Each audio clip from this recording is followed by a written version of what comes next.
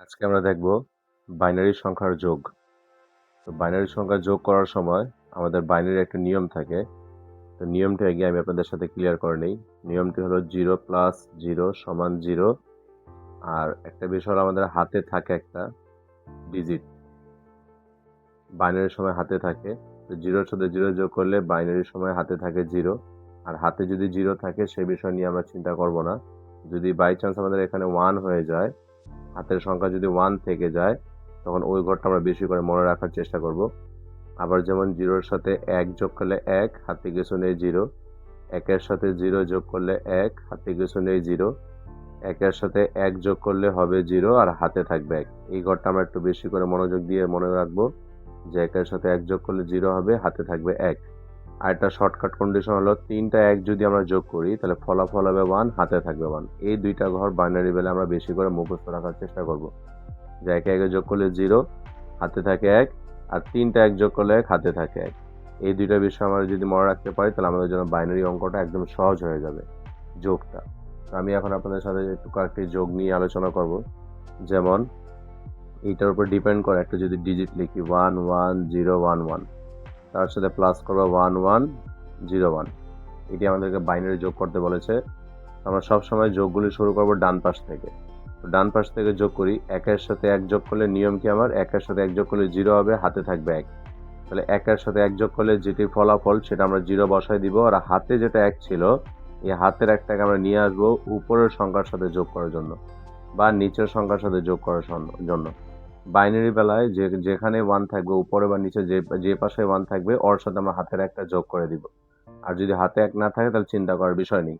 তাহলে 1 1 যোগ করলে 0, হাতে আছে 1, ওই একটা আমি এই 1 এর সাথে যোগ দিব। তাহলে আবার এইখানকার 1 আগের 1, আবার 1 1 যোগ করলে হবে 0, হাতে আমার আছে আবার 1, ওই 1টা এখন আমার এই 1 এর সাথে যোগ দিব।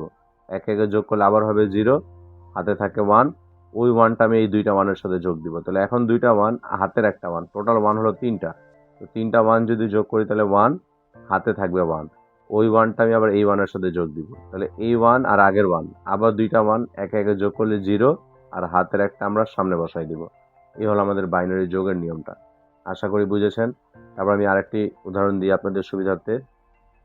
এখন লিখব 1 0 0 1 1 0 প্লাস 1 1 1 0 1। তো এইটাকে যদি আমরা যোগ করি ঠিক ডান পাশ থেকে শুরু করব। 0 এর সাথে 1 যোগ করলে 1 হয়, নর্মাল নিয়ম লিখে দিব, হাতে কিছু নেই, চিন্তা করব না। ঠিক আর পাশের ঘর 1 এর সাথে 0 যোগ করলে 1 হবে, এটাও নর্মাল নিয়ম ছিল, বসাই দিব।